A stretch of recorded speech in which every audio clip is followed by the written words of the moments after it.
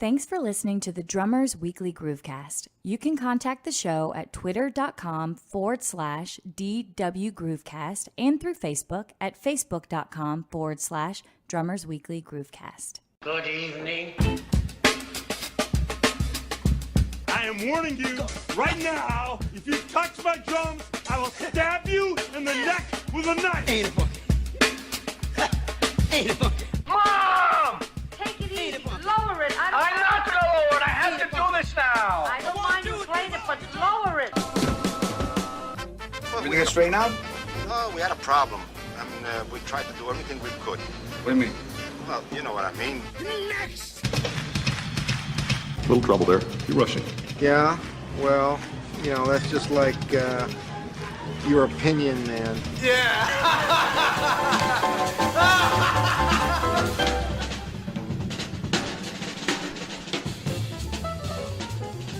Longtime listeners to this show know that speaking with this week's guest is a really, really special treat for me. On several different occasions in different shows, Tom Brechtlein's name has been brought up in various capacities. We've talked about him as just being a great underrated drummer. We've talked about different tracks that he's played on, and then we've also talked about just different gigs that he's done with like Chick Corea and Robben Ford and Wayne Shorter. Well, we were fortunate enough to actually get the man himself on the show this week. And he is just a tremendous podcast guest. He really details everything from his early music education, the different people that he studied with, the schools that he went to. He discusses his mentors, and then he really gets into some drum nerd details where we start talking about just individual methods which made a lasting impression upon him. And then, of course, Tom really details his long-term musical relationships with great artists such as Robben Ford, Joe Farrell, Wayne Shorter, and of course Chick Corea. The latter of which said, and I quote, "Tommy is an incredibly responsive player. When we play together, he picks up the vibe of the other musicians immediately and complements them well. His rhythms are sparkling and moving all the time. Tommy has to be the most flexible drummer I've ever worked with as far as his musical approaches and drum kit sounds." High praise from one of the masters of music. As we get into today's show, Tom and I talked a little bit off mic about some joiner music to kind of get us into the interview and out of the interview. And he had a couple of really cool suggestions that we're going to use.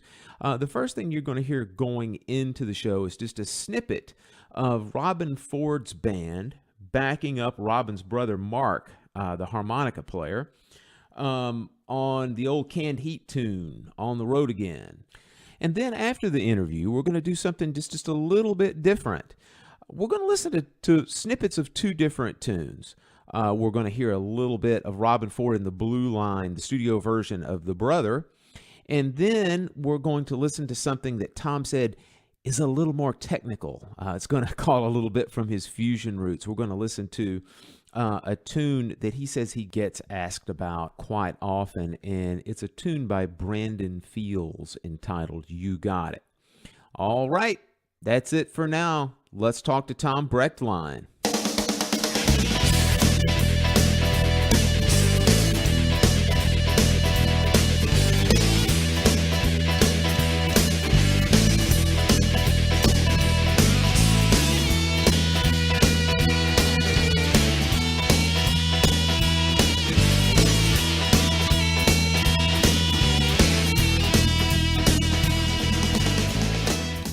Tom, man, welcome to the Drummers Weekly Groovecast. It's an absolute honor to have you aboard. Well, thanks for asking me. This is great. Really great. Well, man, believe me, it's our pleasure. I want to go ahead and say that your name has come up numerous times on the show. Oh, really? Yeah. Do I owe anybody money?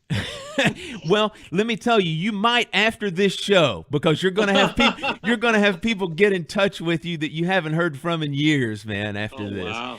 no, Tom, it's all been glowing remarks in the past. Essentially, what has happened is your name is probably, the show's about a year and a half old. Your name has come up half dozen times or more in reference to just different things. It could be in reference to your gigs with Chick or Robben Ford, and there was one full segment that we spent some time talking about you as just being an overall underrated, underappreciated player. Yeah. And so it's an honor, man, to have you on the show. Like I said, you've been in demand from some of our listeners. So again, thanks for agreeing to do this. Yeah.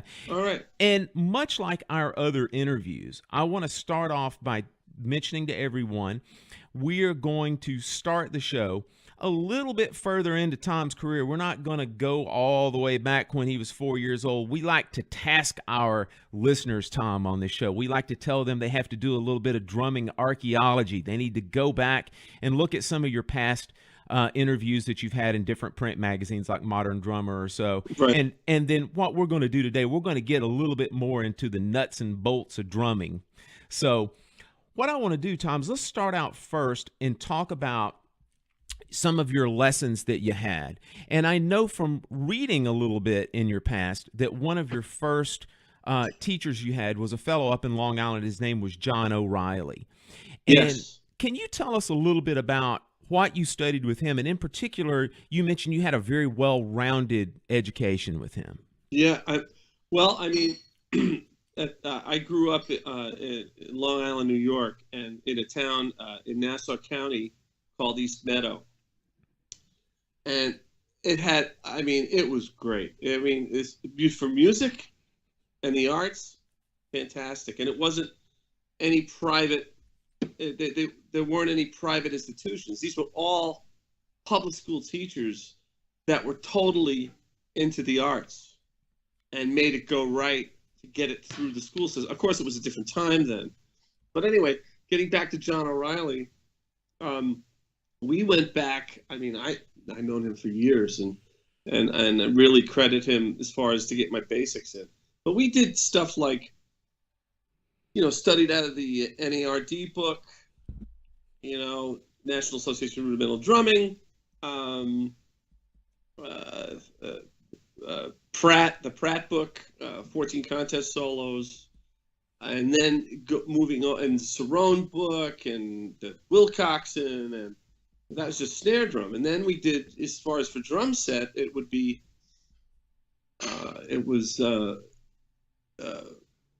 of course, Advanced Techniques, the Chapin book, Advanced Techniques for the Modern Drummer, Joel Rothman's Bible of Rock and Roll Drumming, and then we moved on to Charlie Perry's book, Rock and Bass Drum. Really great basics so you can understand stuff. And then I can't say enough about the Joe Casadas book.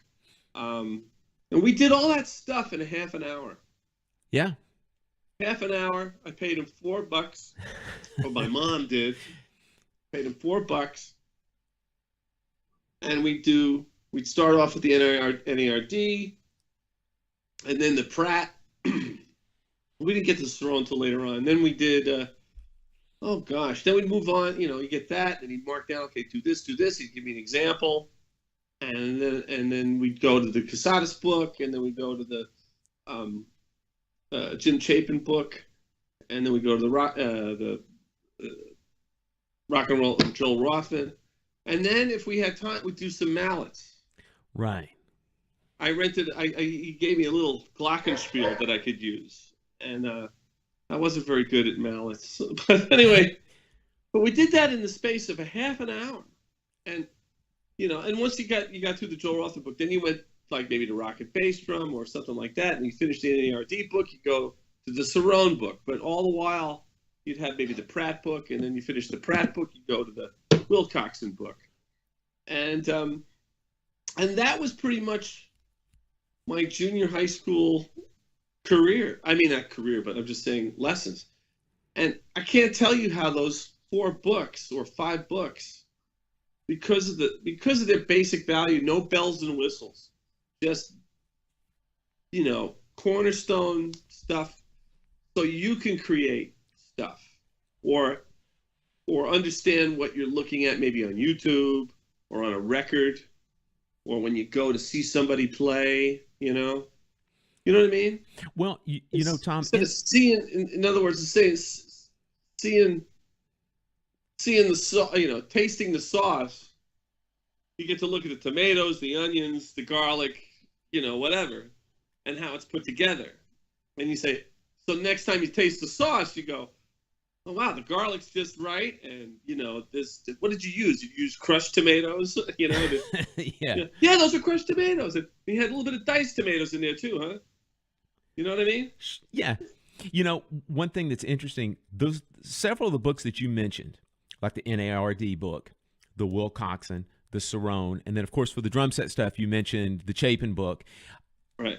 Every one of those books are ones that every one of our guests have mentioned that they've worked out of. I mean, these are the Bibles of drumming. We've talked about them on the show numerous times about that. There are certain must-have methods and texts that you have to have, you know, that are just, like you said, the basic foundations for the sauce, so to speak. Right. You know, right. So that's tremendous. Now, I know that you spent a little bit of time in school. Hang on, just to add about that, when you study out of those books, the main thing to realize is to make it swing and have good time.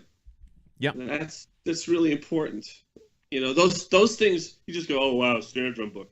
Well, there's got to be a groove to that when you're playing. There's got to be a swing to those. Those solos have to be swung, or they have to have a groove to it. Whatever you want, however you want to put it. You know. Absolutely. One of our past guests, a great orchestral percussionist, Jack Bell, who was the long-term principal for the ASO, would reach across through the screen and shake your hand, man, because he is such a proponent of, especially in particular, like the Wilcoxon modern rudimental swing solos, about making those things feel good. You know, they've got to feel good and sound good. Yeah, absolutely. But they're inherently that way when you start playing. You go like, you know, wow, they got to have a lilt to it or something like that. It whether you know it or not, I guess. You know, with some players, if they're first starting to learn it, it's swinging and they don't even know it. And that's kind of a good thing too, you know? Absolutely. Yeah. And then noticing it later, it's like, oh, wow, these swing. Yeah, that's good. That's kind of what it's supposed to do, I would think, you know? Right. And also, you know, the great Philly Joe Jones, that was about the only book he taught out of was that Wilcoxon modern rudimental swing solo. So that says a lot in itself right there. Oh, yeah, absolutely. Yeah. Absolutely. Tom, you studied in college for a little while also, up on the island. And one of the places I know that you studied was Hofstra. When you were in school there, tell us a little bit about, were you a music major, music ed major? What did you do there? Well, I was a music ed major, but let's go a little bit before that. Okay. Where I really, Hofstra was cool, but it was Nassau Community College that I really learned a lot. I went to Nassau Community College prior to that, and I studied underneath a great percussionist by the name of Ronnie Gould, who was with the Joffrey Ballet. He was principal percussionist for the Joffrey Ballet and the New York City Ballet. And this guy, he was great. I mean, he was fantastic. But one of the things, well, there's a lot of stuff that he taught me, and he wasn't, you know, and legit guys are not, especially percussionists, they're not stuck up. They are not stuck up guys. I call them legit guys, orchestral guys. They're the most, they're the coolest guys you ever, they're sometimes hipper than than jazz and studio musicians and rock musicians. Well, actually, I can't say that. But they're just a great bunch of guys to hang, and a lot of them play drum set, and a lot of them do other things, you know. But Ronnie, one time I used to go, oh, we have a lesson today? He goes, and I'm going to imitate his voice. He goes, Tommy, you got to get a book. You got to get a book. You got to write it down in the book. When you get a date, you write it down in the book. He says, out of all the guys that are in here, he goes, you're going to be working, you know. So he already saw a future, you know. Yeah. He says, so the first thing you got to get a book. You got to write it down, you know, like that. And then, but that was one of the things. But the most incredible thing he taught me was, you know, the use of, you know, I call it the legit approach. And I think the late Freddie Gruber touched on it as well, but I learned it from Ronnie, you know, at an early age, you know, when I went to Nassau Community, and I was fortunate enough to study from him because he was, I know I'm getting long-winded about this preamble on Ronnie Gould, but I was really fortunate to study with him because it was just, I mean, he was the resident teacher there, and that's who you studied from. So that was lucky for me because, you know, you never know. Sometimes you get, you know, a weirdo or something. I don't know. But anyway, Nassau Community was really great. I mean, Hofstra was great, you know, but I was there for music education, but I didn't really want to be there. I figured, you know, okay, I'm going to get a degree, which I didn't because I quit on my last semester to go on the road with Chick Corea. Yeah. Well, another name fell on the floor there. Okay, fine. So, and I really didn't want to be there, but you know, I mean, it's like I was spending the money. I got some of the money back when I quit, but there were good teachers at Hofstra too. But was the reason you went to Hofstra because Nassau didn't have a 4-year degree program? Well, I was going to spend 2 more years at Hofstra to finish out because Nassau Community was a 2-year college. So I got my associate's degree at Nassau Community in music ed, and then I was going to go on, and you know, I figured I could. Well, now you can be a teacher and go on I mean, well, not at a university or anything like that, or a high school, but I thought I had this idea like, well, yeah, I could teach in a school and I can go on the road. And now we're talking, this is a different time. And, but my friend, there was a friend of mine at the time, he drew 2 circles on the wall. He says, you know, man, if you want to be a player and you want to do what you want to do, as far as being a teacher in the school system and playing, he goes, you can't do both, man. You can either do this or this. And he goes, which one do you want? And that was a no-brainer. I said, no, I want that. I want to go on the road. I want to do studio work. I want to play. And that kind of set my priorities straight as far as career-wise, you know. But I always loved teaching too. So when I taught at Drummers Collective when it first started out. It was near Times Square at the Sony. I think it was the Sony building, 8th floor. And I used to teach there, but I was young and I was kind of stupid and I was a little full of myself at some point, you know. So I'd show up late and you know, and you know, but I mean, I had loved to teach at that time, but I got my shorts together, just fill in the blank on shorts. Yeah. and just said, hey, you know, knock it off. I just had to talk with myself, you know, just knock it off. And then I got more responsible about teaching and like that. So when people would come up and ask me to teach, I said, yeah, sure. And then we would have really, you know, I was about, it's probably when I hit around 25 that I was a responsible human being, you know? Sure. But I taught a lot of good guys at Drummers Collective, you know, at the time. And there was a great team. There was Cameron Denard taught there.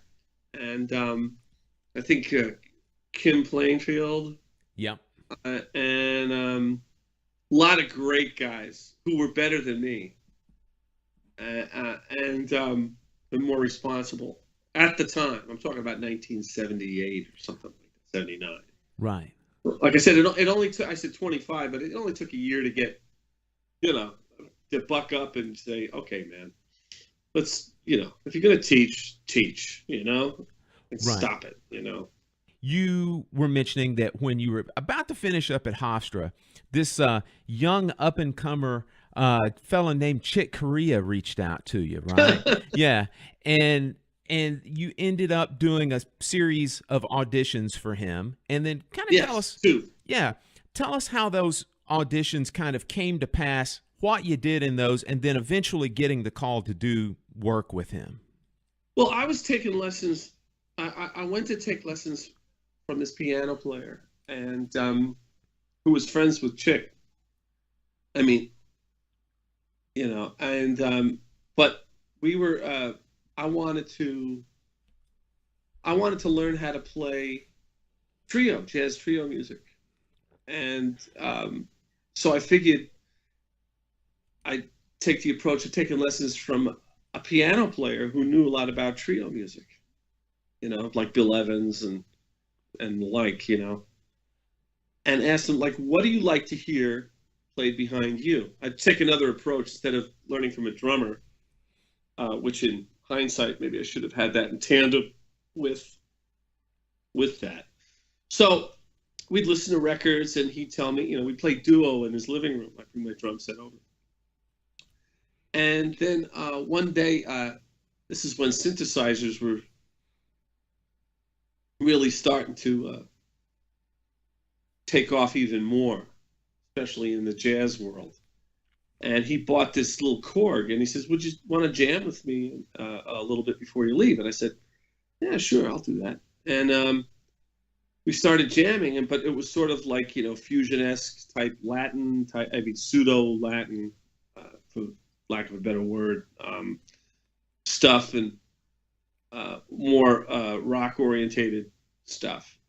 But with the jazz, at the time, you had Return Forever, whatever.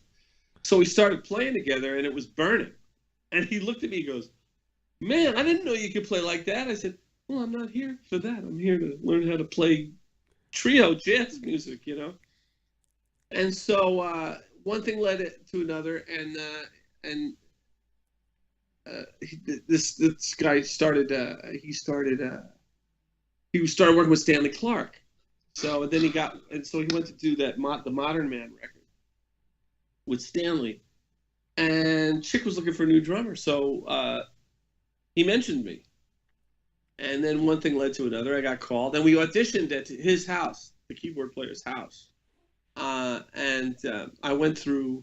Oh, that's right. I got a call. I was cut in class, and it was so. Chick Corea's office called. That's right. We only had one phone in the house, At the time, I was still living with my mom. I was the last to. Anyway, that's another story. But I was helping her out. Anyway, so I get a call, and he goes, Chick would like to audition you, and he's coming through New York at such time, and this keyboard player offered to have the auditions at his house. So I got a test pressing of Mad Hatter, the Mad Hatter record. Mm-hmm. It wasn't even released yet. And so listen to that. Wow. And then I knew all the other stuff, like from Leprechaun and some of the Return to Forever stuff. But mostly Leprechaun was great, and my Spanish art stuff. And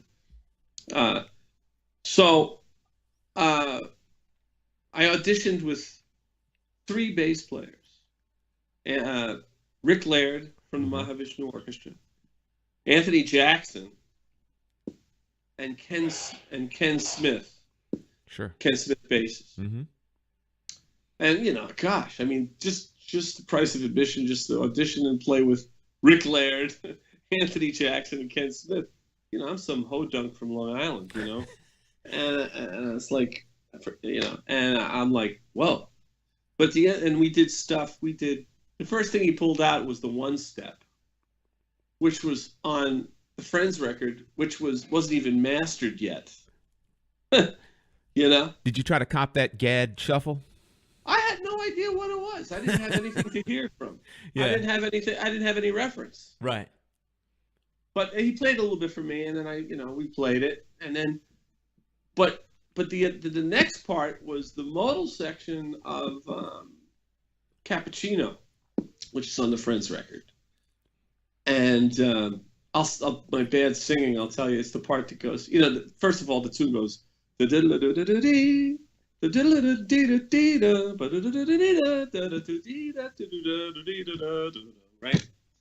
So the part that goes, ba bum da da da da da da da, that part. Mm-hmm.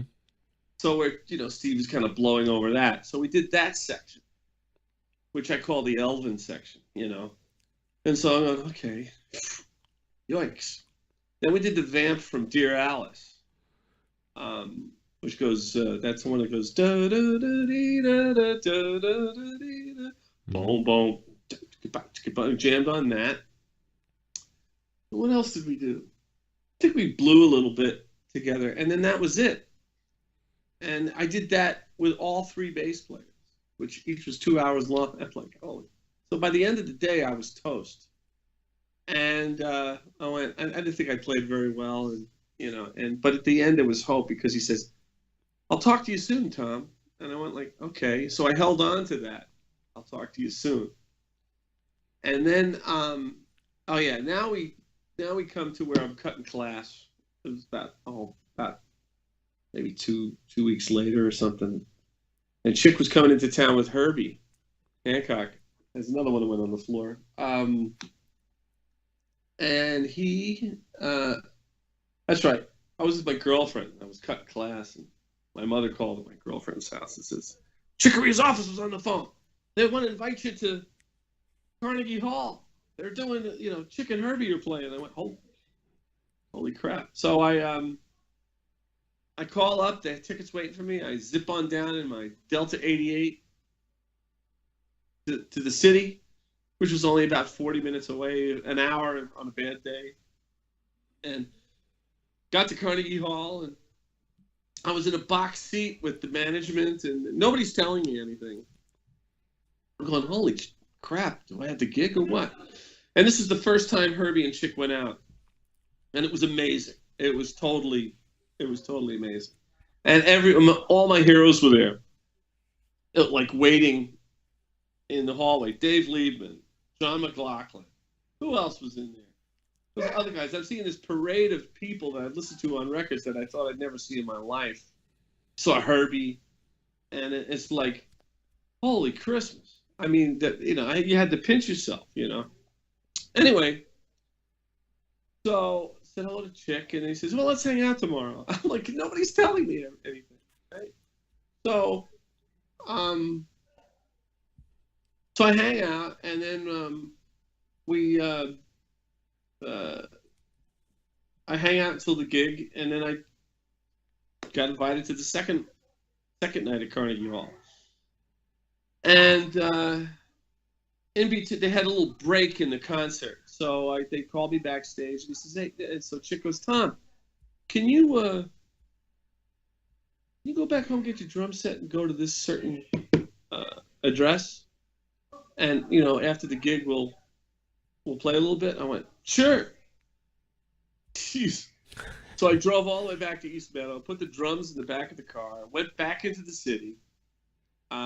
This is really working for your gig, which is fine, at the Chick Corea, for Christ's sake. Anyway, so I come back and go to the address and set up my stuff, and there's Jeff Berlin, So I'm auditioning now with Jeff Berlin. So I played with Jeff, and Jeff, of course, he played great. It's the first time I met Jeff. I think Jeff was playing with Bill Bruford at the time, maybe, or something like that. But I had never met him or heard of him at the time. And he played fantastic. He played great. I mean, he nailed everything. So I'm thinking, okay, well, Jeff's got the gig. I don't have the gig. I thought I played lousy again, which is the case with all of us, What's it called? Self-deprecation. I don't know what the right word is, but, Yeah. So I was leaving as I was packing up. He goes, "I'll talk to you in a couple of days, Tom." And then at 10 o'clock at night, February 10th, 10 o'clock at night, 1978, I get a call from Chick, and I'm figuring, okay, well, he's going to say thanks, but better luck next time. And he said, "Hey, Tom, so listen, you want to go on the road with me?" And I said, "Absolutely." He said, "Well, okay, here's a couple of records I want you to listen to. I want you to listen to Tito Puente, Eddie Palmieri, and The Love Supreme, and a couple of other records he suggested, and check those out. And our tour manager will give he'll talk to you, and you give him all your information, and we'll get all stuff for you, and welcome aboard. I said, thanks. So I remember my whole family was sitting in the living room at the time at night, and there's a little, you should call it a foyer or whatever, near the stairwell. It's actually almost a private type of. That's where the phone was. I hung the phone up, and then I just screamed to the top of my lungs, going, "I got it!" I said I couldn't believe it. It was wild, and it was really great.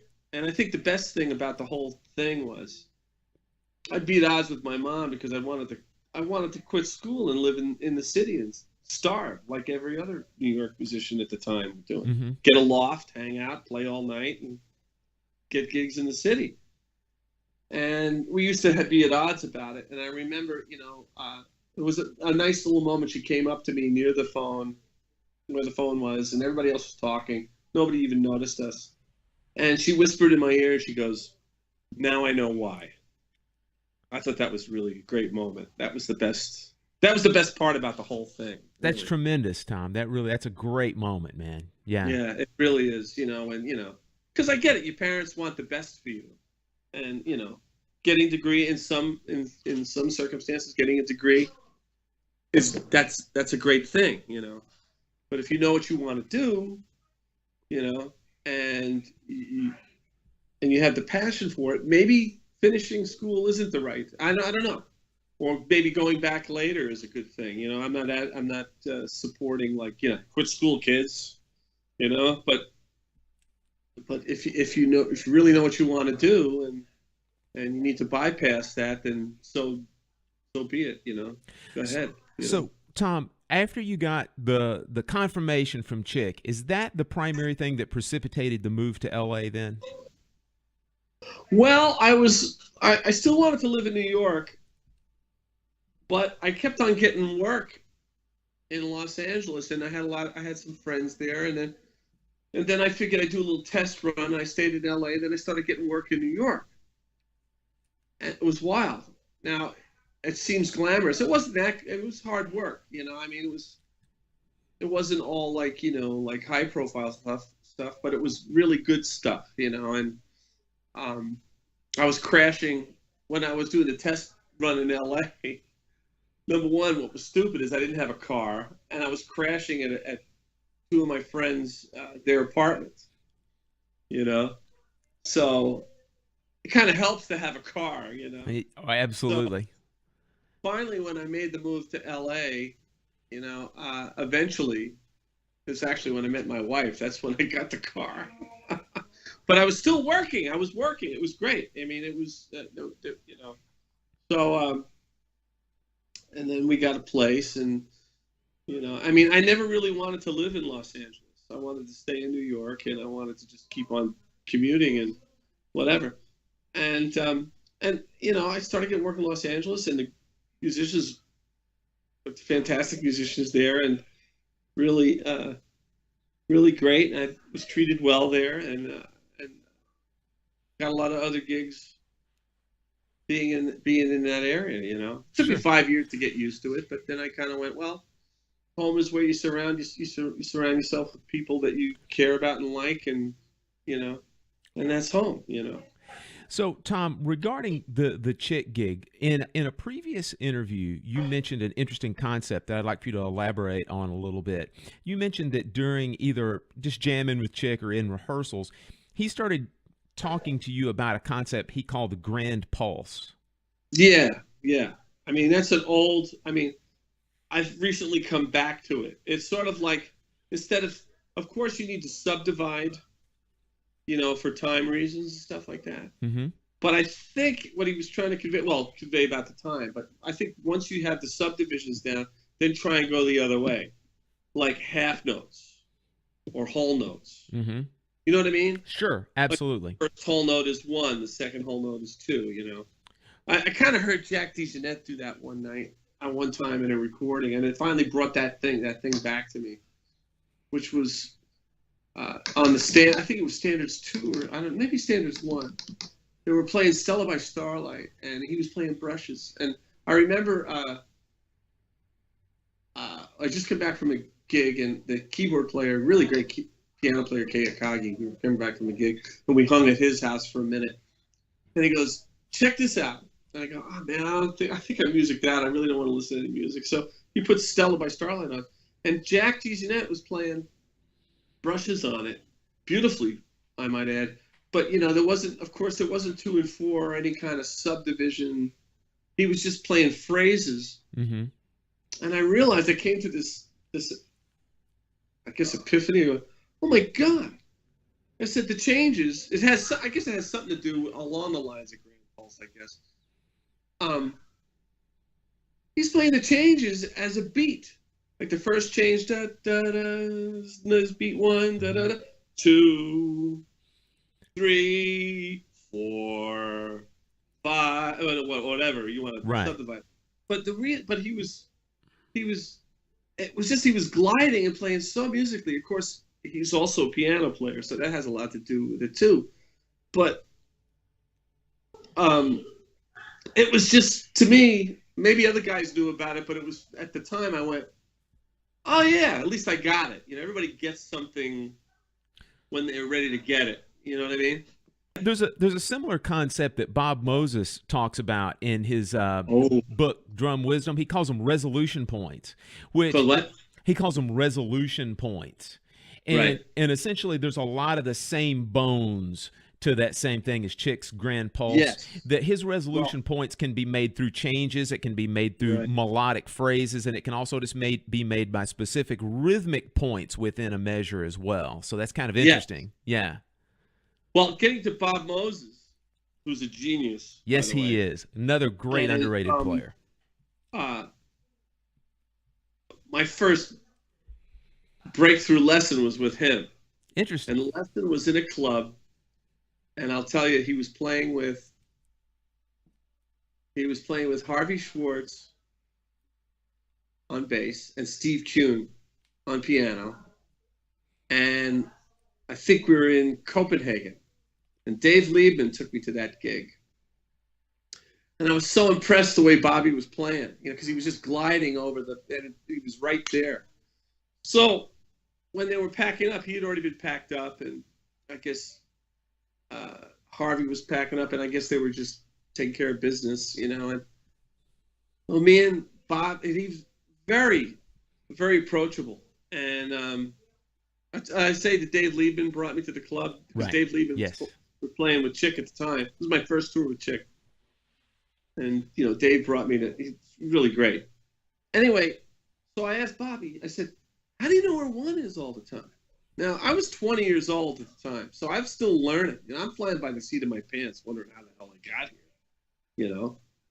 And he goes, you just sing the tune, man. You just sing, I think we did Stella, and I mimicked him. We were playing air drums. He sat, and we were in the club, in the middle of the club. It was empty. He was sitting in a chair, and I was sitting in a chair, and we were just kind of mimicking, like da-da-da, and just play any rhythm you want. So I was playing air drums. We're both playing air drums, but singing the tune at the same time. And he always knew where you were. I go, oh my God, that's the secret, So next night we go. I'll just leave it at that. But there was an incident where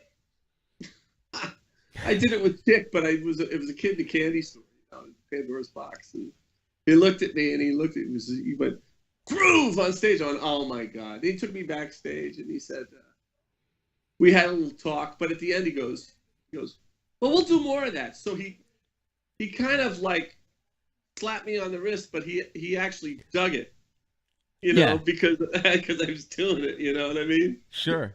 And he goes, oh wow.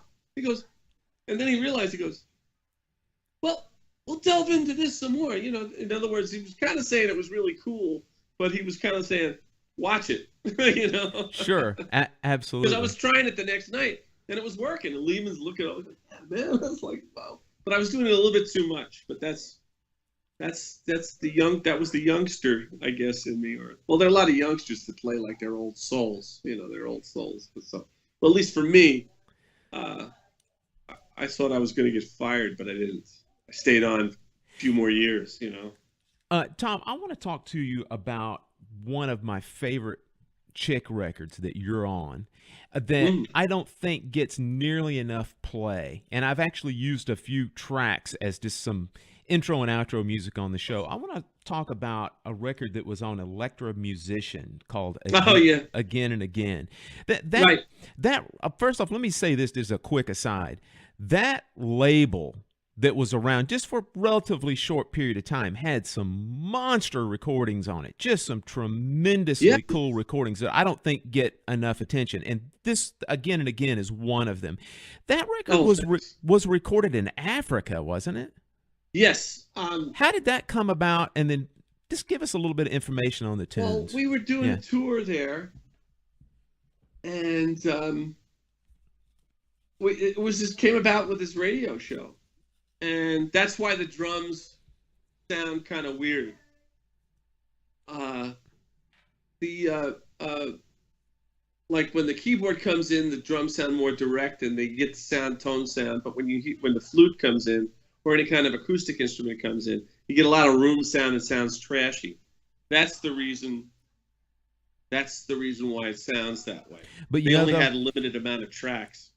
To me, that's part of the charm of that record, though, Tom. It's got a very distinct sound. Whether you think it's a good sound or bad sound, there's something about that sound, man, that is very attractive to me on that record. Well, I appreciate that because at the time I was like, well, it's the best they can do. So, okay, that's cool. It's like, because that band was really great. Carlos Benavent and Don Elias, who was another mentor of mine.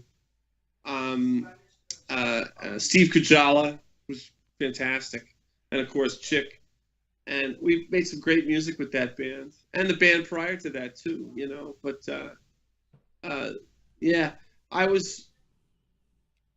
I get a lot of, Christian McBride came up to me one time and said, man, I remember you on, and so did Antonio Sanchez, and my first reaction was, really? But no, there's some great stuff on that record because that's the only reason why I went really is because at the time it was just the way the sound of the drums were, you had the direct, I call it direct sound. That's just my only way to describe it. And then the room sound. But then you come to love it later on as I get older, So I really appreciate that, and I appreciate that those guys noticed because I really respect their playing, Christian and Antonio, and I'm glad they love that record too, I'm glad you like it too. Oh, it's a wonderful recording, and again, one of those that I think it's a bit overlooked, as a lot of those Electra Musician records I think were overlooked. Mm-hmm. There's some tremendous compositions and playing on several of those records. Now, Tom, I also want to talk about, there's another, what I'd consider to be little known thing that you guys did with Chick, and it's another thing that since technology has improved and now we have YouTube that it's available, you guys did a Three Quartets trio. Yes. Was it a tour? No, there was this, was it that one? I was working with Al Di Meola. This was around 1987 or something like that. I was working with Al Di Meola and my wife, when I initially left Chick's band, then my wife started working with Chick in capacity at Chick Corea Productions, along with Ron Moss and some other people with great staff. Anyway, so Ted Curlin, who's the booking agent, I guess, and great booking agent. I think he's one of the top. Yeah, he's one of the top jazz booking agents. He does Pat Metheny and so on and so on. Anyway, so he was booking the trio, and he booked Al at the time. So Dave Weckl couldn't make these gigs, so it was like it was 3 weeks. But I'd be with Al, and then on Al's days off, Ted booked it so there were enough days off. So on Al's days off, I'll fly across Europe and do the trio with Chick, sub for Dave. And then on Chick's days off, I go back with Al. So it was a month it was a solid month of work with no days off, which was great. It was switching from electric kind of stuff to trio kind of stuff, that was really great. So we were in, I think it was Stuttgart, And it's on YouTube, yeah. Right. And we did the Three Quartets thing. And, of course, I had very bad hair. Well, I think John will give you a run for that, man, on that video. The big hair days. Hardly Yeah. looked like a jazz drummer at all, you know. So anyway, we did a string of those, and we did the Three Quartets, and Patitucci and I played in a lot of situations together, you know, back in the day. And we had a lot of fun. Basically, that's basically what it was, just a regular trio tour.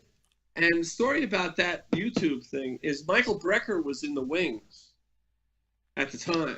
He was on the side of the stage listening to it.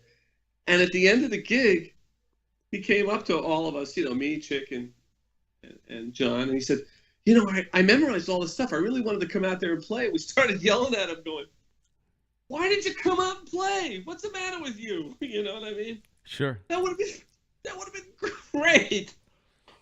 Oh, excuse me. And it would have been, you know, but the fact that he was standing on the side enjoying it was cool. But it would have been great if he just come out. He knew the stuff. He didn't need the music, you know. Quick question about doing Three Quartets. That record and those compositions are iconic. And when you were in rehearsal with Chick for that, how closely did he say, Tom, I want you to like really cop the Gad stuff on here versus I want you to do Tom? Chick just lets you play. That's great. You know, and I had already been playing with him, you know, when that, you know, so it's like, you know, I don't think it was a very short rehearsal because I knew pretty much all the stuff already. We went over it. I believe it was at a sound check. There were no rehearsals before. I just went and you go. Wow. And that's complicated material. Yeah. The rehearsal is a sound check. Yeah. And I had done, when he started Mad Hatter, Bunny Brunel and I, when he was first starting to write that stuff, we, just as a test run to record the Mad Hatter to see if everything worked, he called us over, you know, just to invite us to play. And we kind of played some of what the beginnings of that stuff was. Mm-hmm. So I was familiar with it a little bit. I mean, not too familiar prior to when they recorded it. As a matter of fact, when they recorded it, he invited me down to the sessions, and I couldn't make it. And I still kicked myself in the pants because I could have seen history being made right there, you know. Yeah. So why don't you come down and say hello to Steve? I was like, oh, yeah, absolutely. But, you know, I didn't go. I for some reason, I couldn't make it. I can't remember why, you know. That was stupid. You know, I mean, but the fact is that I got to play that music, and it was, you know, I mean, we were there. It was written down, and you know, I did some, you know, I listened to the record prior to going over there, and then I think we had a rehearsal during sound check, right, and then that was it. Tremendous, man.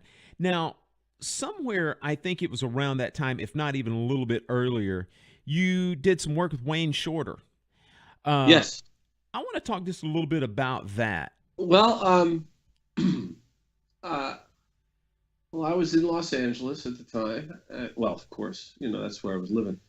And Larry Klein, great bass player and great producer, gave me a call. And he goes, Tommy, I said, yeah. He says, would you like to play with Wayne Shorter? I said, absolutely. You know, and he gave me the dates, and I went, oh man, I'm sorry, I can't do it. I had this booked and whatever. And he goes, okay, well, cool, man. I'm sorry you can't do it. You know, I hung up the phone, and then I realized what I had just done. I went like, you idiot. You know, like what did you just do? And then those dates that were booked got canceled. You know. And they got canceled, and I was like, wow. And then I went, I think I was doing some gigs in D.C. or something like that. And I came back, and then Jimmy Haslip called. And he says, you know, Wayne's looking for a band. I got Gary Willis he kind of agreed to do it, and would you be into it? And without a heart, I said, yes. I'll do it. You know, I said, well, you know, Wayne would like to meet you, and blah blah blah blah blah. And And so I met with Wayne, and it was great. We had a nice little meeting, and then we set up playing together, me, Gary Willis, and Tom Canning. And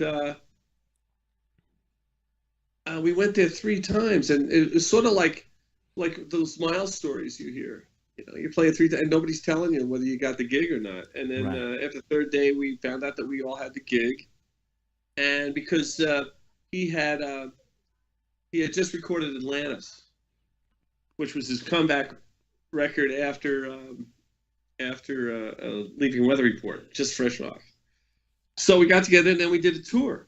We did a tour in Europe, and we did I think it was the East Coast. It was funny. I got a lot of really great feedback from those years. Well, year and a half or something like that. And then we finished. It was really great. It was just really incredible experience, because I used to go, Wayne, what would you like on this? And he goes, you know what you're doing. He just looked, you know what you're doing. So he pretty much left it up to me, because during the Atlantis record, there were no blowing sections. Yeah. So we had to kind of figure them out, and we rehearsed at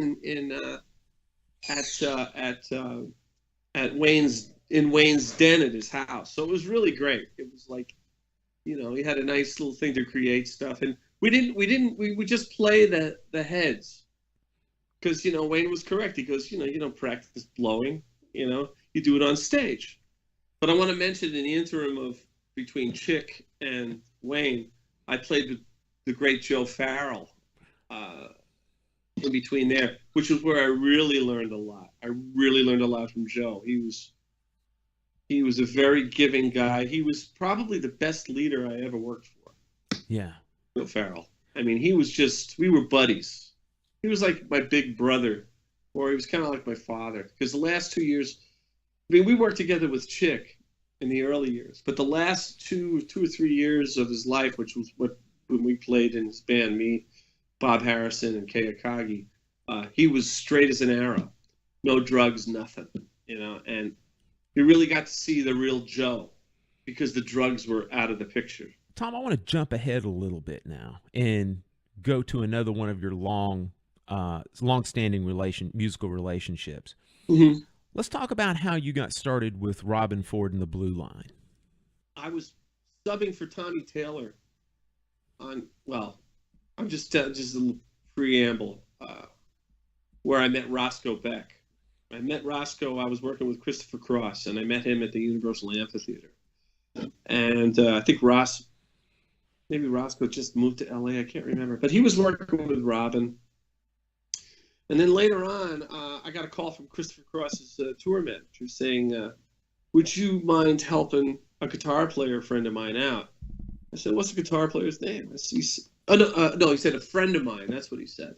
And I said, yeah, no problem. I said, what's your friend's name? He goes, Eric Johnson. And I go, oh, yeah, well, what does he play? He says, he plays guitar. This is before Tones and Obvious Music, of course.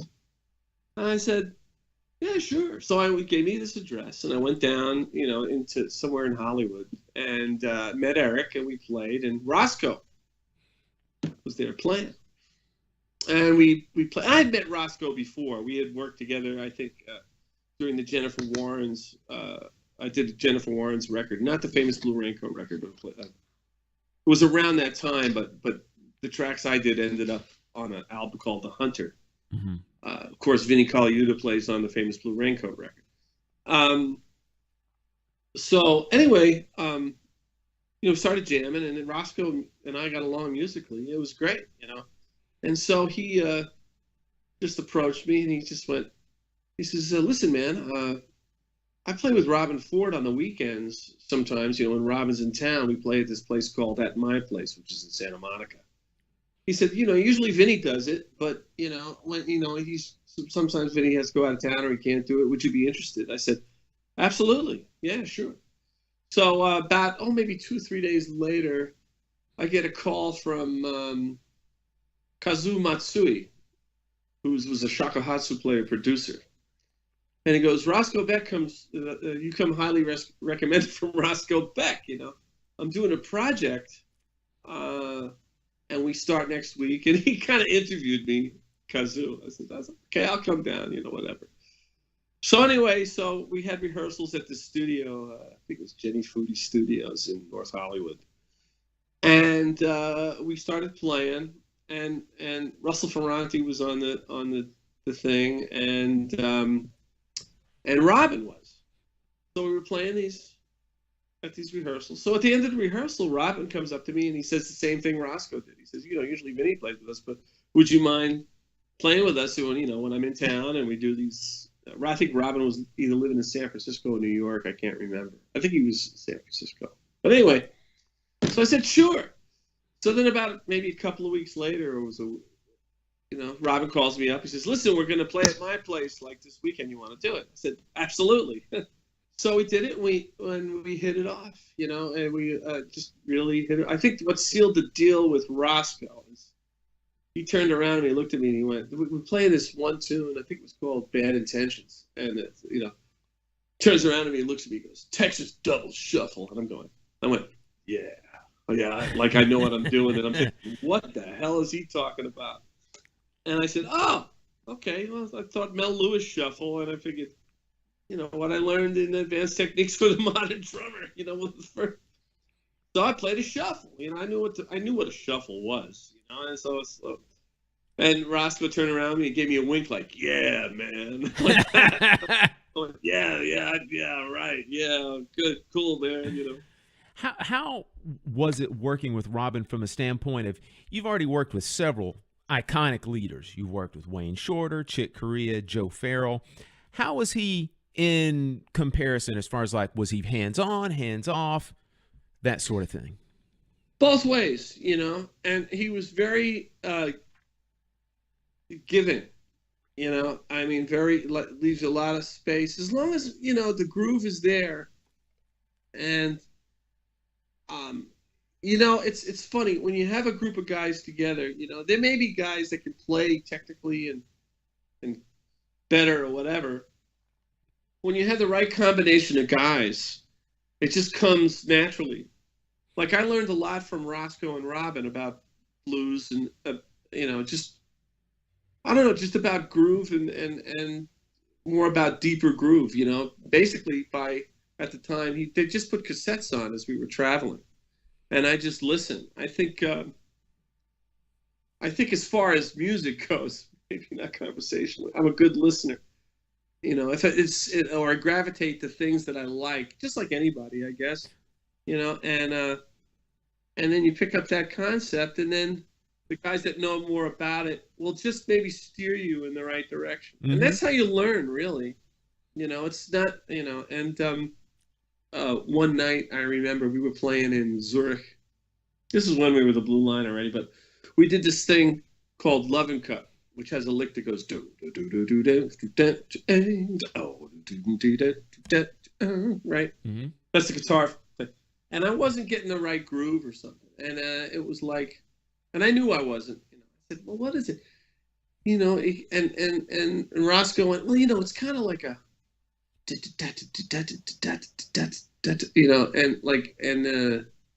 Robben was saying the same thing."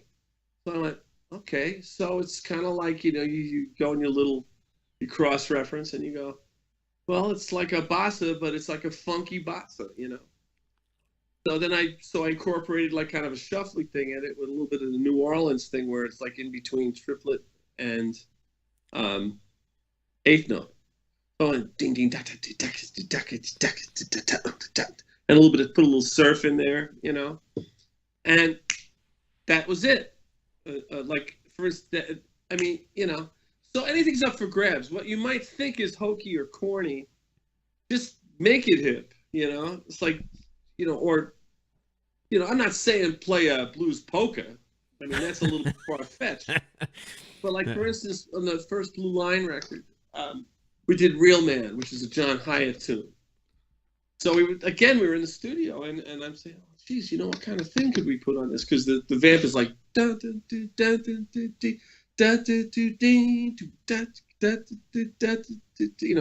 the guitar. So Roscoe turns around and goes, rumba. And I'm thinking, jeez, rumba? Are you kidding me? So just make it funky. Come on, there are blues rumbas and stuff like that. So that opened up. So I just played a version of the rumba that would fit the tune. And it worked. And later on, we did a tune on Roscoe's record called Rumba Number 9, you know? Yeah. You know, it's like, I tried to call my baby to stay on the line, you know, whatever. If you can channel a And little it's bit of Al funky. Jackson. The rumba is a funky thing. What's that? I said, if you can channel a little bit of Al Jackson into that rumba, you're going to be in good shape, man. That's what I'm talking about. Yeah. Like, you know, it's like, I tried to call my baby. Stay on the line. And you get a bass where it goes, boom, oh, oh, oh. It's attitude, you know? What the heck, you know? It's good enough for Al Jackson. It's good enough for Sam Lay, you know? Hey, what am I talking about? What the hell do I know? Make it swing. And especially here in Texas, there's some great players that you know, Brandon Temple, drummer, and now Kirk Covington's here now. Well, he's the one that got wind that I was coming to Texas. But Brandon, and there's a guy named Daniel DeFore, was a great jazz drummer. There are all these great players that are here that a lot of people don't know enough about, you know. But anyway, Tom, you already let the cat out of the bag, man. You told everybody that you are now a proud Texas resident. You're in Austin, right? Yeah. Well, I remember when I had lunch with with Roscoe. I had just come into town and I bought a hat. Not a cowboy hat. I bought a pork pie hat. And we had lunch and I wore my hat. And he wore his hat. And after we ate, he looked at me and he went, Tom Brechtlein, Texan. And I started laughing. So now every time I call Roscoe, he goes, you know, he answers the phone and he goes, Tom Brechtlein, Texan, you know? Yeah. Oh, it's great here, man. I love it. It's just really terrific. Everybody's really cool. The musicians, there are guys that would kick a lot of people's asses in New York and LA, let me tell you. Well, you know, now it's, you know, that sounds pretentious that it's only in LA, and it's not. It's everywhere. You know, it's just now with social media and everything, you know, it's just there are great players that kick ass all over the place. Yeah. Not just conducive to New York, Chicago, or LA, you know, it's all over the place. Yeah. So what precipitated the move from LA to Austin, and when did you do it? We did it. We'll be here for a year. I think next week. All right. Yeah. And you know, I'd been in Los Angeles for 34 years, you know. So it was just time for a change, and I figured now with the internet and everything, you know, I mean, you can pretty much, I would think, live where you want. Maybe not for younger musicians. That's not because of whatever. I mean, you know, I've already, you know, for up and coming musicians, whatever. I wouldn't give anybody advice or anything. I'm just saying, for me personally, it was just time to just make a change, you know. And I knew a lot of people here, and I knew there were really great musicians here. I had no idea how many great musicians there were. Man, everybody plays their ass off here. I mean, and jazz-wise too, you wouldn't believe it. You know, the first thing when you think about when you come, at least me, I had total misconception that it was only like maybe the blues and R&B and whatnot. Let me tell you something. There's an intense jazz community here, and there are guys, I mean, that'll kick your butt up and down. I mean, but happily. Not bad attitude-wise, like I'm going to kick your ass. You know, it's sort of like, yeah, let's play. You know, it's like, it's really something. And I mean, there's a healthy jazz scene. I mean, as far as players go, I mean, you have what's called the jazz club here is the Elephant Room on Congress, and there's some places in San Antonio, and I don't know about Houston. Well, Houston's going through their thing right now. So I haven't really been there. I've been to Dallas, which is nice, But you got some great play and guys that can play everything too. There are guys that play specialty like blues and rock and R&B, but there are also guys that play everything. Like I mentioned, Brandon Temple, who's a great player. Kirk Covington's here playing everything, who's a genius, by the way. Not only does he play incredible drums, he's an amazing singer. He's a great composer, and he's a great keyboard player as well. That's probably why he plays drums the way he does. Like, that's probably why he's such a great drummer, because he's a great musician, And we've played a couple of gigs where he plays piano and I play drums, and they have a bass player. And he's an incredible singer too. You got to check it out, man. It's like, he's ridiculous. I mean, I told him, I said, "You're amazing." I said, "I hate you." So, Tom, these days, what does your practice days and practice schedule look like for your own personal practice? Well, now that I have, I built a studio in my garage, like a room within a room, for recording files and for also teaching.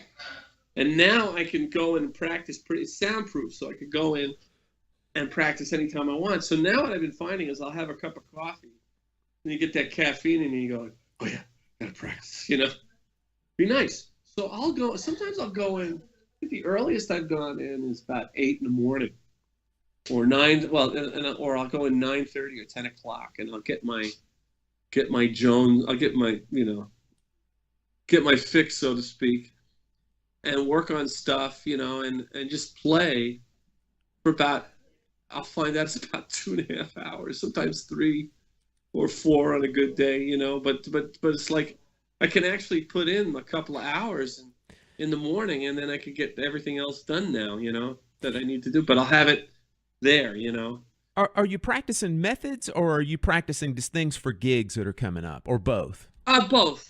Both. I'm trying to figure out, you always figure out new things, and also now with this Soundbrenner stuff and the Polynome and all that, they're really great tools, and I just, work on basic stuff, and then I'll come up with some other stuff and I'll write that down, because right now I'm in the midst of just working on an exercise book, vignettes, like maybe little 15-page things, where they're exercises around the drum set. It's like, I figured you work out in a gym, you don't have to use these exercises on a gig, but they're just things to get around the kit, and, just so you don't have to think about them.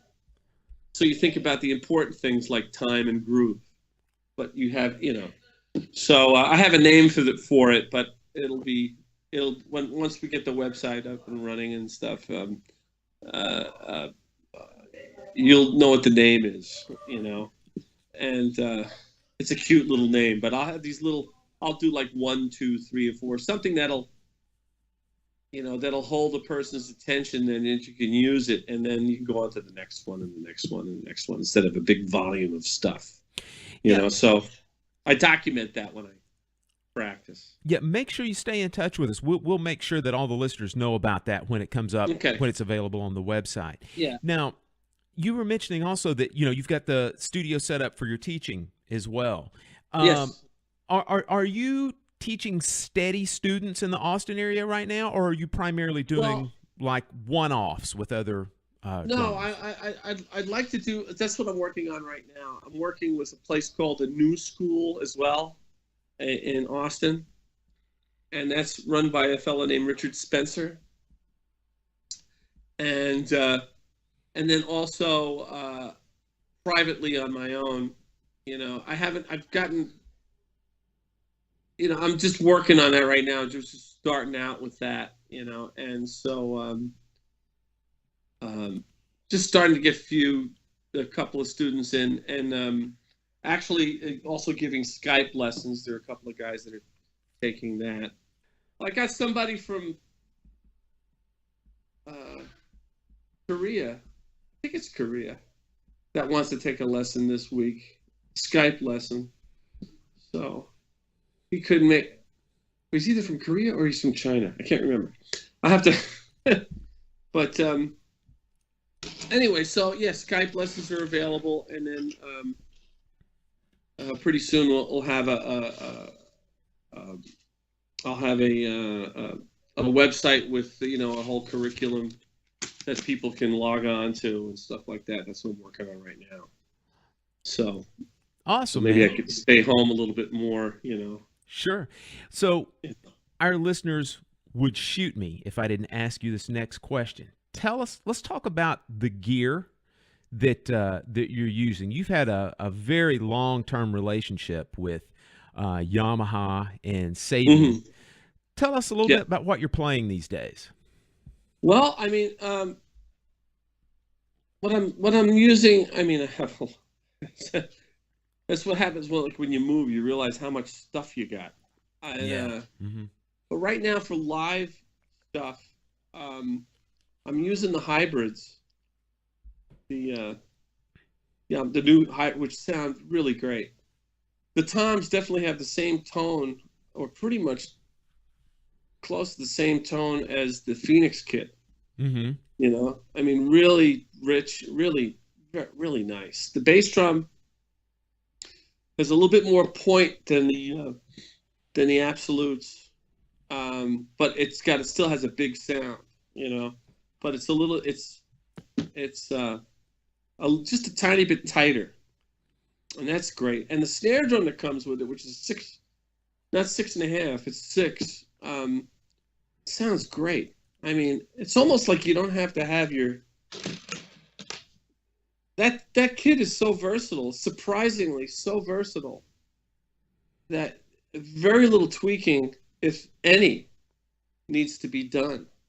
Even if recorded, because now people sometimes they record live, they stream, and yada yada. Yeah. When you listen to the playback of these instruments, and they sound great. I remember one time, I think one of the last gigs I did at the Baked Potato in North Hollywood before I left, they record some of the gigs, and the guy who engineered it in the other room goes, "Man, those drums sound great." And I hardly did anything to them. I mean, I think the heads weren't beat, but they were on their way out, and I mean, they sounded great, and so I mean, that's what I'm using live, and I'll use, I mean, depending on what the gig is, either 24 bass drum, 22, or 20 by 16, 16 by 20, right, the other way around, and then 10, 12, 14, and 16. A lot of times here in Texas, the fashionable, one rack tom 12 and a 14, or 12, 14, 16. Yeah, that's the thing these days, But I mean, I really like to use 10, 12, 14, 16, or 10, 12, 14, Sabian wise, HHX Extremes for crashes. Like I'll have an 18 and a 19. I've been using that lately. I really love that combination. And pretty simple, and maybe an ozone or what's it called? The Paragon? I think it's called the Paragon China, the Neil Peart. Gotcha. Which is a great China cymbal. That is really great. It's thin. I mean, I guess you'd call it the brilliant finish one. Yeah. Yeah. Sounds really great. For jazz, I'll use one of the ugly cymbals for a ride cymbal. I don't even know what ugly cymbal it is, but it's ugly. Yeah. And then the new Artisan ride, brilliant finish, either 20 or 22. That's for jazz. And then also for hi-hats now, it's the click hi-hats for like maybe blues or rock 15s. And then the crescent ones for jazz and rock or pop or something like that. The crescents are great. The 14s or 15s. Those are pretty much, I use those a lot for hi-hats. And And let's see, I'm trying to think of any other rides. Oh yeah, my main ride for like stuff is a customized Dave Garibaldi Jam Master 22 or 21, and I put a rivet in it. Gotcha. You know? Yeah. And that really, I mean, that's kind of the go-to one that I use a lot, you know? And once in a while I'll use a Dunnet, or is it Dunnet? But I met Ron at the Regina. I met Ron at the NAMM show, I think. And we were talking about snare drums. I did this drum camp in Regina just recently, and we were talking about the Ludwig Superphonic metal, which I think is, Yamaha's come really close. Then their new stuff, the Recording Custom, the new snare, that's the closest I've ever heard to a Superphonic. Yeah, and it's really fantastic. I had the steel one, which is incredible. But Ron, we were talking about that, and he goes, I'll send you one to try out, and I figured, he's just going to have me try it out just to get my opinion on it. So I think I can't remember what road trip I did. I was on the road for about a month, and maybe it was a week. I don't know. I went out on the road just recently, and he said, what do you want inside the drum? I don't use serial numbers. So I said, excuse me? So I put Rhythm Dog 57, DAWG. And he says, okay, because I don't use numbers. And he gave me one of his metal snare drums, 6.5, and inside is his signature and everything. I was flabbergasted. I didn't expect that, and it sounds incredible. It's another one to the arsenal. And not only did he send me to a nice bag. I had never expected that. This guy, he's a master drum maker, and he's a gentleman. And yeah, I am saying that because he gave me the snare drum. Because who would do that? I mean, come on. Yeah, he makes great stuff. He's a great guy. We had some discussions at this drum camp because you're there all the time. You're not going anyplace else. And it was really nice talking to the man. He's really, I can't say enough about him. He's a genuine guy. He stands by. He's always inventing things, and Yeah. And, So Tom, now you're a year into Austin down there. What gigs and what other things are keeping you busy? Oh yeah. Oh, one more thing. Carol Collado. Regal. Music. Yes. Regal tip. 8A and 9As. That's what I use. She's terrific. Let's see, anything else? Anybody else? I forget. Sorry, Carol. I forgot about that. Yeah, Remo. Drum cymbals and Remo. Anything else like drum heads? Remo. Yeah. Of course. Chris Hart. Sorry about that, Chris. I'm using Emperors on the top and Ambassador Clear on the bottom, and on the snare drum, Ambassador coated. And for recording in this studio that I have, I'm also using the Yamaha Phoenix kit. Gotcha. Which is ridiculous. They're like the Fazioli, whatever, or the Bosendorfer of drums. Really, they sound great. Okay, so Austin, what's keeping me busy in Austin? Well, I've been playing locally. I played, sometimes I'll get calls from, there's a really great guitar player by the name of Dave Scher. Great guitar player, great songwriter. Been playing with him, and Brandon Temple usually plays with him. But when Brandon can't make it, I'll play because I'm still the new guy here. Yeah.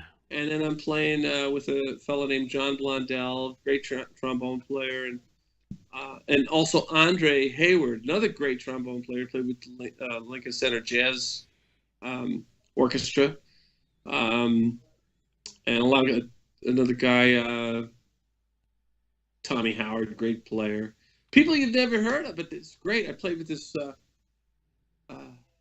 Jeff Plankenhorn, this group that he put together called the Apostles, and great players in there. They Dave Scher and Jeff. Jeff's a great slide player, singer. Like dobro type slide player, singer, and there's some great players in that band, and they just get together, and it's like almost like impromptu. They call, and there's almost no rehearsals. People just know what to do. It's amazing, I mean, that was more. It's more R&B kind of.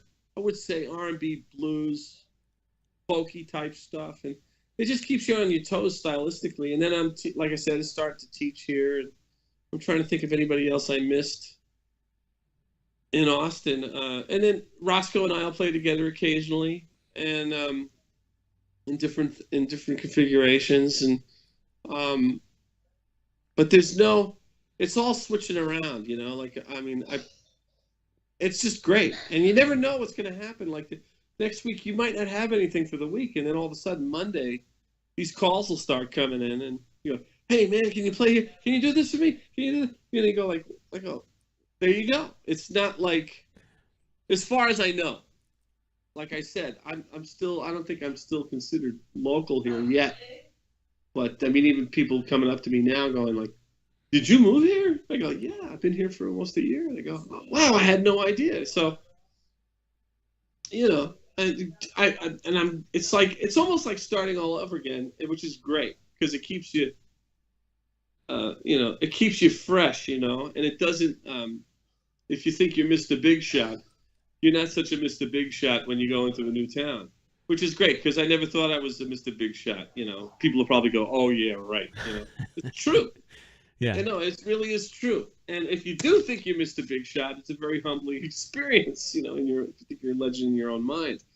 But which is great. And it's nice to know that people that actually don't know who you are, they actually genuinely say, "Man, that was great." And you go, "Thank you." And it's like, boom. And then later on they find out, And and I played a little bit with Eric Johnson again, but it was just for a benefit, Yeah. And so yeah, it's been really interesting. And then I went out on the road with Christopher Cross the month of May, and that was a lot of fun. And there's another guy. Well, tonight's going to be fun too. We also have the University of Texas, Sure. UT, and then Denton is down the road about 3 hours away. And I'm playing with two faculty members tonight, along with John Blondell. Yeah, is it fusion stuff, jazz stuff, straight ahead? What is it that you're playing tonight with these guys? Jazz, straight ahead. Nice, man. Yeah. At the Elephant tonight.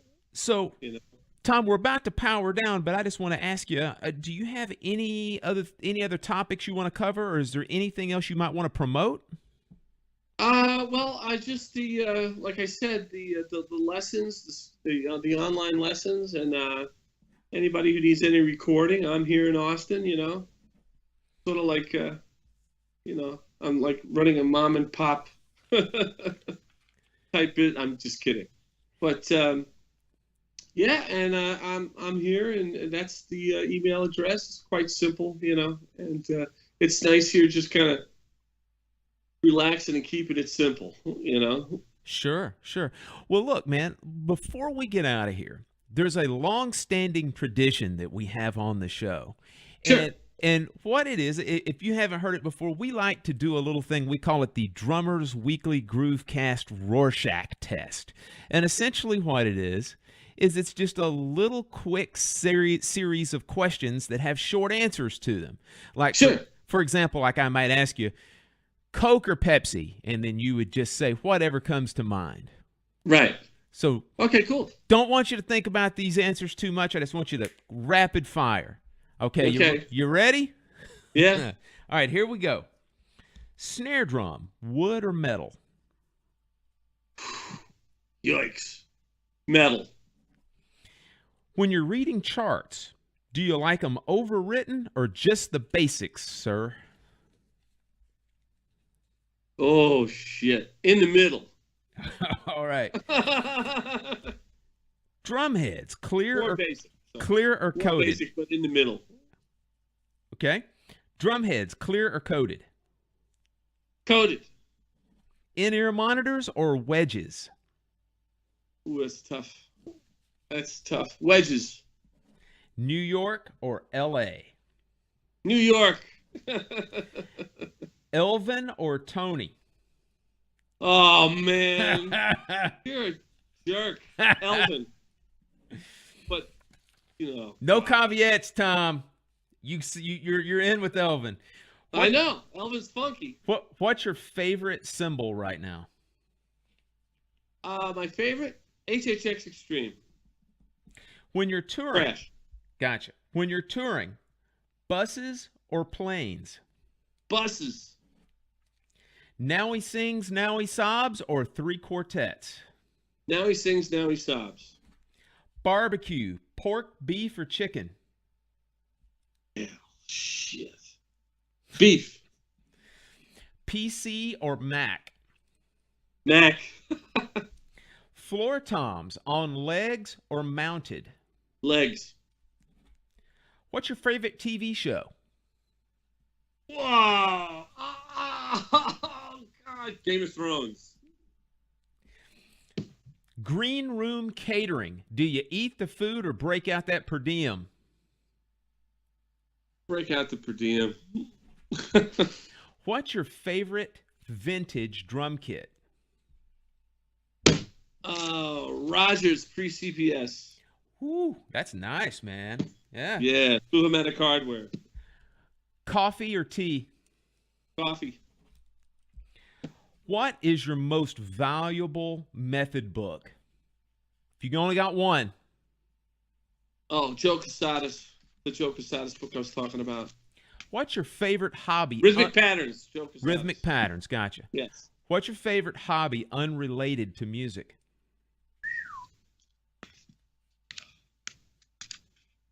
Oh, unrelated to music. I don't think I have any hobbies unrelated to music. Oh, learning accents. Okay. Like German, doing accents. That's my favorite hobby. Nice. What's the most difficult rudiment for you to play? Oh, jeez. Difficult rudiment. Oh, I know everything, don't I? Holy Christmas. I never thought about that. I would say the standard flam paradiddle. Got it. Right, left, right. Last question. Name any recording that you wish you had played on. Ooh. Oy, Weissbier. Recording I wish I could have played on. Oh, man. I wish I could have played on a recording with John Scofield. You talking about a tune? The full album. Is there an album of Scofield's that you wish you would have played on? Gosh. Damn. How about, even though I could never play like Adam Dite, who I'm a fan of, Uber Jam. Oh, yeah. Now, you better qualify that because it's Adam's the cat on that record. Yes, he I is. could never duplicate what he did on that, but I just would love to play with John Scofield. That's the thing. How's that? Awesome, Tom. You passed the test, man. You passed All right. muster. Man, you've Am I been an official drummer now? Man, thank you so much, Tom. Man, you've just been a tremendous the podcast forum is meant for Tom Brechtlein. You're gonna have a lot to edit, man. I ramble a lot. So there you go. That's all right, man. But look, just fantastic, man. Thank you for agreeing to be a part of the show. It's been an absolute honor. Thanks for asking me. I really enjoyed it. It was great. It's a lot of fun. Absolutely. Well, I'm gonna hit the stop button. Say goodbye to all the good folks out in Groovecast Nation. All right. See you, folks, and keep it going. All right. Thanks, Tom. Thank you, man. As I bask in post-interview bliss, I never thought I would have Tom Brechtlein singing on my podcast. But dreams do come true, right, Tom? Man, what a great show. Just a real pleasure having this guy involved with the podcast. We hope you like what you heard today. If you did, the next time you're in iTunes, please swing by the Drummers Weekly Groovecast homepage and leave us a short written review. We'd greatly appreciate it, and it helps other like-minded listeners find our show. As always, if you want to reach out to us, there's plenty of different ways you can do that. Our traditional email address is drummersweeklygroovecast@gmail.com. You can also interact with us on social media. You can find us on Facebook. We're at facebook.com/drummersweeklygroovecast. There you can find out what we're up to, and you can always catch up on all of our episodes, as well as you can message us there on Facebook. If you want to tweet, you can find us on Twitter. We are at DWGroovecast or oldschooltwitter.com/DWGroovecast. Shows are available every Monday. You can find us on iTunes, Google Play Podcasts, Stitcher, Podbean, and anywhere that you listen to and download your favorite podcasts.